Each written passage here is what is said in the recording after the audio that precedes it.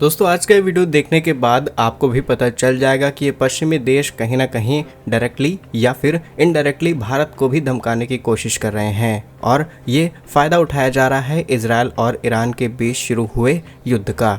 आप जानते होंगे कि ईरान के अंदर मौजूद चाबहार पोर्ट में भारत ने लगभग 47 अरब रुपए से भी ज़्यादा की इन्वेस्टमेंट कर रखी है और ये इन्वेस्टमेंट हमने दुनिया से लड़कर के की थी ताकि हम सेंट्रल एशिया के अंदर एक अच्छी कनेक्टिविटी बना पाएं और पूरे सेंट्रल एशिया के अंदर भारत की पकड़ अच्छी हो और कुछ हद तक यहाँ से भारत को ऑयल सप्लाई भी मिल सकती थी। रशिया के साथ हम कोल और ऑयल को लेकर के इसी रूट से ट्रेड करने की तैयारी में था और कुछ ट्रेड हमने शुरू कर दिया था, लेकिन शायद भारत की तरक्की, भारत को मिल रहे डिस्काउंट पश्चिमी देशों को पसंद नहीं है और उन्होंने सही समझा कि जब इजरायल और ईरान के बीच युद्ध चल ही रहा है तो क्यों ना इजरायल को थोड़ा सा उकसा दिया जाए और सीधे कहा जाए कि ईरान के चाबहार पोर्ट को साफ कर दो। अब इजरायल के लिए शायद ये छोटा सा काम हो, लेकिन भारत के लिए कितनी बड़ी दिक्कत पैदा कर सकता है जानते हैं आज के इस वीडियो में और कैसे इससे पूरी जियोपॉलिटिक्स एक नई डायरेक्शन में जा सकती है। सब कुछ आज के इस वीडियो में। यदि आपको हमारा काम और रिसर्च पसंद आए तो वीडियो को लाइक, चैनल को सब्सक्राइब जरूर कीजिएगा। दोस्तों सही मायनों में देखा जाए तो भारत ईरान में चाबहार पोर्ट को लेकर के काफी ज्यादा सीरियस है। मई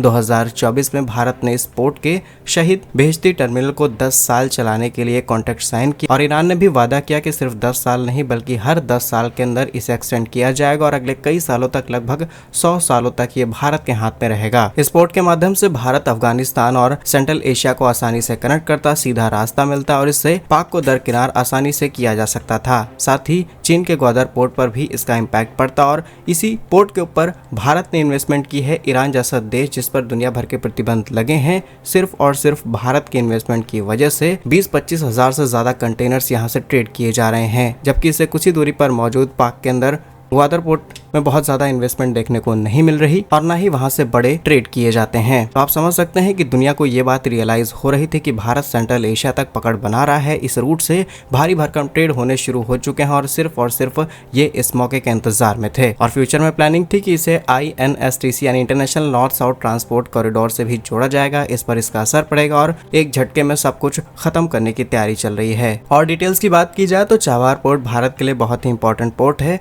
भारत पोर्ट्स ग्लोबल लिमिटेड के द्वारा इस पोर्ट को ऑपरेट किया जा रहा है। ये पोर्ट भारत को फायदा पहुंचाने के उद्देश्य से तैयार किया गया था और भारत ने पश्चिमी देशों से लड़कर के इस पोर्ट में इन्वेस्टमेंट की है। तो आप समझ सकते हैं कि शायद ये पुरानी दुश्मनी है जिसे निकालने की तैयारी की जा रही है। मई 2024 में भारत और ईरान के बीच इस डील को कम्प्लीटली फाइनल किया जाता है। भारत ने इस पोर्ट को डेवलप करने में करीब $8.5 करोड़ की इन्वेस्टमेंट की है। इसे बर्थ अपग्रेड किया जाएगा। इसके अलावा एक्सिम बैंक ने $15 करोड़ का लाइन ऑफ क्रेडिट भी दिया है। चाबहार जायदान रेलवे के स्टील इंपोर्ट को आसान बनाने के लिए $40 करोड़ का एक और लाइन ऑफ क्रेडिट दिया गया है। लाइन ऑफ क्रेडिट की रकम मिलने पर यह $55 करोड़ यानी कि करीब 4,770 करोड़ रुपए बन जाती है। इससे पहले भी इस पोर्ट के लिए इरकॉन इंटरनेशनल की तरफ से करीब $1.6 अरब का समझौता साइन किया गया था। फंडिंग में देरी होने की वजह से 2020 में ईरान ने इस प्रोजेक्ट से किनारा किया, लेकिन भारत की फोर्स बनाने की वजह से ये चीजें फिर से रिस्टार्ट हो पाई और साल 2017 में तो ये तक शुरुआत की गई थी कि भारत की प्राइवेट कंपनी जैसे कि अडानी ग्रुप, एक्सेस जैसी प्राइवेट कंपनियों को यहाँ पर एक्सेस दिया जाए ताकि इस पोर्ट में इनकी भी पार्टनरशिप हो पाए और इस पोर्ट को और ज्यादा एडवांस लेवल पर डेवलप किया जा सके।